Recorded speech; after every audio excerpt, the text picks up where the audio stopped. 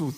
Agora, Léo, você, como bem falou, participou do De Noite. Sim. Que é a sátira do talk show que o Danilo brilhantemente desenhou, o formato do talk show, mas é um programa de humor. Sim. Né? Quanto tempo também. você ficou lá? 11 anos, cara. 11 anos? 11 anos. E teve um momento que você saiu. Sim. E como é que você enxergou esse momento que você saiu e teve que buscar novos projetos? Olha, ali foi um momento... Porque lá você tinha roteiro pronto, Foi um né? momento... Não, mas muitas vezes... Você era do time de roteiristas? Eu escrevia também. Não para o programa todo, mas assim, a Rodada da Noite, que a gente comentava notícias da semana fazendo piada. As minhas eu que escrevia, o Murilo escrevia as dele. Legal, legal. Os comediantes que iam lá, cada um levava a sua. E ninguém sabia do outro? Não, Isso não. é bom. Tinha gente que ia lá, às vezes, e falava, pô, vamos passar, porque às vezes pode bater piada. Mas aí tira o Se bater, você não usa. ali da hora. Bateu, não usa. Vai pra outra, emenda uma. Cria uma a mais. Fica mais espontâneo, mais visceral o negócio. E acho que parte do sucesso do programa vem dessa liberdade e da interação entre o elenco. Era uma coisa genuína, né? Amigos, né? Amigos. Exato. A gente já se conhecia de antes. Perfeito. E você teve que criar mais, a partir do momento que você sai, você já não é mais membro do elenco de um programa de TV aberta. Sim. Agora, peraí, agora eu preciso criar meus novos projetos. Eu preciso direcionar minha carreira. Sim. Como é que foi esse momento? Cara, uma coisa que serve até de lição também, né? Uma coisa que foi muito bom para mim, eu nunca parei tudo que eu fazia não, agora é só o programa de TV, acabou, vou ficar fazendo TV. Se eu tivesse feito isso, eu teria me dado mal. Você ia sofrer. Eu ia sofrer bastante. Mas como eu continuei fazendo show, aí lancei livro, a gente gravou filme, gravou série, eu sempre continuei fazendo outros projetos. E a TV não era o principal, ela era só um megafone para impulsionar o principal. Exatamente. Essa foi a visão. Para mim a televisão, ela foi um meio para fazer mais pessoas rirem, para atingir mais pessoas. Ela não era um fim. Meu objetivo trazer mais gente pro teu show. Meu objetivo não era, eu quero ficar famoso, preciso aparecer na TV para ficar famoso e é isso que eu quero. Não. Para mim, como eu falei, eu fui atrás de uma realização pessoal. Então, fama, dinheiro, tudo isso foi uma consequência do meu trabalho que foi sendo feito ao longo dos anos.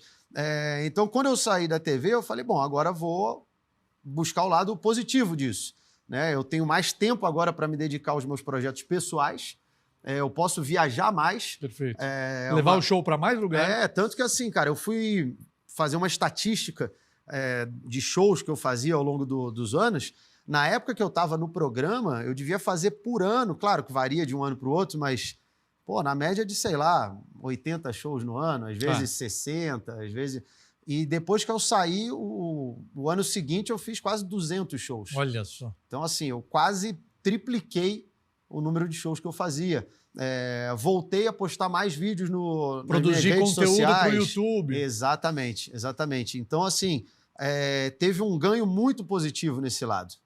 Teve algo que, embora, às vezes a gente não percebe isso no momento. É óbvio que quando eu saí do programa, a ideia não era essa, a ideia era continuar. Tudo que tinha para ser feito para eu continuar. Eu imagino que tudo sim. que tinha e o que não tinha foi feito. Tudo. Tem gente que fala, mas nem tentaram, não. Oxe, tentou com tudo que tinha à disposição e até o que não tinha. Mas, enfim, eu acabei saindo e hoje eu vejo que foi melhor. Foi melhor, é isso. Foi uma página virada, um capítulo que foram 11 anos. Muito tempo. Como eu disse, consumia... É um trabalho extenuante. E olhando para trás, a leveza de um novo começo te deu uma criatividade de criação. Também, com certeza. Pela leveza, pelo momento que, olha, não tem horário mais para chegar e ficar lá o dia inteiro sem hora para sair. Quando eu chegava de show, normalmente a gente viajava de fim de semana fazendo show, chegava cansado, não tinha dormido, que chega do show tarde, vai de uma cidade para outra, acorda cedo, pega voo. Então, eu chegava em casa... tendo dormido 2 horas, era tomar um banho e ir para a gravação. Então, logo depois, quando eu tinha saído do programa, quando eu estava chegando em casa, eu falava, ufa, graças a Deus eu fui demitido. Porra, vai dar para descansar. Porra, vai dar para eu ficar tranquilo hoje aqui. É a visão. Ô, Léo, como é que é o teu processo criativo? Porque você observa muito? Você é um observador? Porque o teu stand-up, eu vi que você fez até piada com pombos na praça. Sim, Quer dizer, verdade. você acredita que o segredo está em observar e talvez fazer piada com aquilo que jamais alguém fez? Eu acho que 2 ingredientes primordiais aí para quem quer ser comediante é essa capacidade de observação e uma vontade de compartilhar as suas ideias, né? Então a gente observa as coisas, pensa algo engraçado, liga pontos aparentemente distintos e aí você quer contar isso para alguém. Porque, como eu falei, não adianta... Pô, essa piada é muito boa, vou guardar para mim? Não, eu quero que as pessoas riam, exatamente. Não quero que alguém se machuque, se ofenda, quero que as pessoas riam. O objetivo da piada é fazer rir. Então, essa capacidade de observação e uma vontade de compartilhar isso são ingredientes E onde você testa básicos. as suas piadas? Cara, tem que ser No com o próprio público, não tem jeito, No né? próprio show, você tem um momento do seu show, tem um momento do show que já foi validado, que não tem erro. Exato. Óbvio que em alguns momentos as pessoas riem mais, mas sempre vão rir porque você já fez o teste. Agora, dentro do show, você já testa o material novo? Também. Aí você, depois do show, faz as suas anotações. Exatamente. Eu sempre gravo os meus shows, até hoje, porque muitas vezes vem piada de improviso e às vezes ela funciona do jeito que saiu ali. Tem uma coisa de você... O grau de atenção que você tá ali no palco para aproveitar em qualquer brecha, qualquer movimento, qualquer barulho. Eu vi uma pesquisa uma vez falando que é quase que o mesmo... Eu não sei quem fez essa pesquisa, mas o mesmo grau de atenção de alguém que está num ambiente de guerra. Você está muito atento a tudo. Isso é o ideal para você conseguir levar a plateia da melhor maneira possível. Então, às vezes, a piada, a melhor forma dela sai ali na hora. Que é o improviso que falamos. Exatamente. E aí, se eu não tiver isso pronto ali, Pra depois de escutar, como é que foi? Qual palavra que eu falei? Eu citei... Pô, eu falei primeiro da farmácia ou depois do remédio? Se você muda uma palavra, não funciona às mais. Vezes, exatamente, já influencia. Então, eu sempre deixo gravando áudio, que às vezes depois eu escuto e vou lá, ajeito a piada. E enquanto eu estou viajando com uma turnê, eu muitas vezes já vou, como você falou, testando um material novo. Muitas das vezes sem falar nada. Só vou fazendo as piadas para não ter, às vezes... Ó, pessoal, agora eu vou testar, então se estiver ruim, dá risada e tal. É uma mecânica que eu não condeno você fazer isso, mas você coloca a plateia mais, pô, legal, o cara vai... Eu mesmo, todos os comediantes já usou isso, porque tem um pró em você fazer isso. Primeiro que a plateia fala, pô, caramba, o cara vai testar agora. Meio que abaixa um pouco a régua da exigência. Claro. E ao mesmo tempo... Você avisa que você vai testar? Então, é o que eu falei, é uma técnica que acho que todo comediante já usou.